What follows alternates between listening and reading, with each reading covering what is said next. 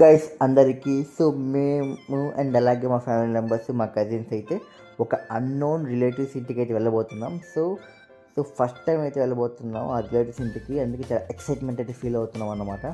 So finally వాళ్ళ ఇంటికి అయితే వచ్చేసాము. సో ఇంటికి వెళ్ళిన లిఫ్ట్ లేదండి. సో మేమైతే మెట్లకైతే సో పైకి అయితే వెళ్ళిపోయాం. సో వెళ్ళంగానే పక్షులు చెట్లుతో బాగా వెల్కమ్ అయితే చేశారు. చాలా ఇక్కడ కండిషను అండ్ చాలా బాగుంది. అండ్ అలాగే సో అక్కడ మా బ్రదర్ అయితే చూడండి, సో మొత్తం చెట్లు అయితే టెస్ట్ చేస్తున్నాడు, దాని గురించి తెలుసుకుంటున్నాడు అనమాట.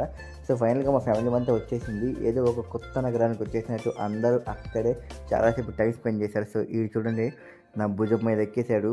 సో అసలు అయితే ఇది రమ్మంటే నేను రాను, అసలు బొంబాయికి రాను, కిందకి రాను, తగ్గేది నీ అమ్మ అంటున్నాడు.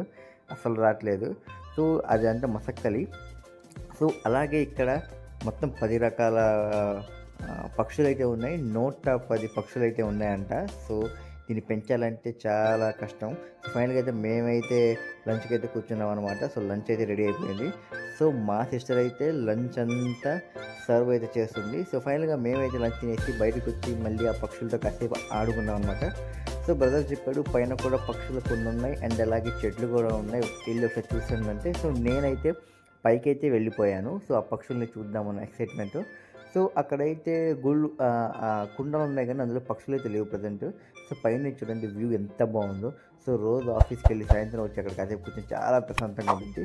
సో ఫైనల్గా అయితే మేమైతే ఇంటికి అయితే వెళ్ళిపోతున్నాం అక్కడి నుంచి.